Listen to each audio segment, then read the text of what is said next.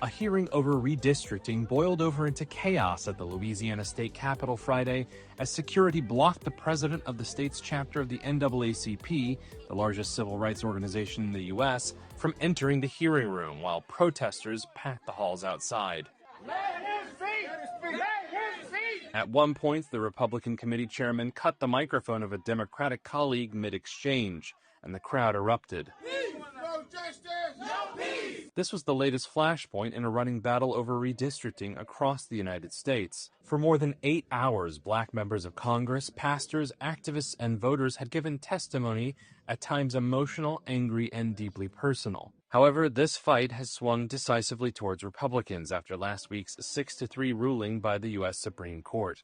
A ruling that struck down Louisiana's congressional map, finding the state had improperly relied on race when drawing a second majority black district. Critics, Friday's protesters among them, say it guts a key Voting Rights Act protection, opening the door for Republican-led states to eliminate Democratic majority black districts long considered legally protected. We want our voting rights. We want the right area. We want the right councilman there. We want the map drawn right. That is our right. Okay? We went through this in the 60s. We're not doing this no more. I feel like the last 50 or 60 years of my life, they didn't happen. We're back to where we were when I was a kid. On Friday, the committee saw several competing proposals that included maps drawn by Republican State Senator Jay Morris that analysts say would give Republicans 5 or all 6 of Louisiana's seats in the U.S. House. Black voters make up 1/3 of the state's electorate. Republicans already control 4 of the 6 districts. Morris said race and party were not factors in drawing his maps. Democrats and activists disputed that, arguing the result would inevitably dilute black political power. The hearing also came during wider electoral confusion. Governor Jeff Landry suspended Louisiana's May 16th U.S. House primaries just 2 days before early voting was set to begin, even though tens of thousands of ballots had already been mailed. Voters arriving at polling sites found signs on the doors. The congressional race was canceled. The ACLU of Louisiana sued to block Landry's suspension.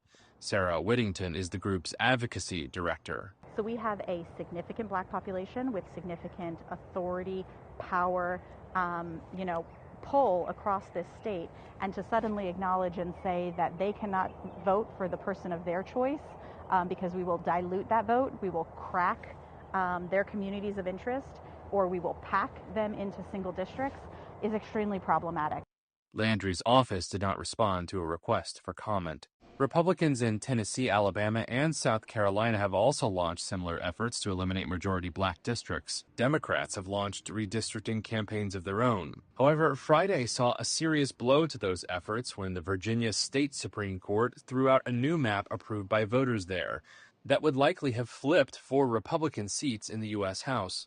U.S. House lawmaker Cleo Fields, a Louisiana Democrat whose own district was ruled unconstitutional, told the committee Friday that since Reconstruction, Louisiana has elected just 4 African Americans to Congress. He had spoken to Reuters in an interview the day before. The issue is not whether or not Cleo Fields serves another day in Congress. It's really whether or not a person who looks like me have the opportunity to serve in Congress. And listen, there'll be another court. Another Supreme Court opinion, and it's going to, it will invalidate this one. There'll be another Congress. Congress will pass a law that has teeth and leave nothing for the interpretation for the courts, and we'll get beyond this. What the new map will look like and when Louisianans will next go to the polls for Congress remains to be decided.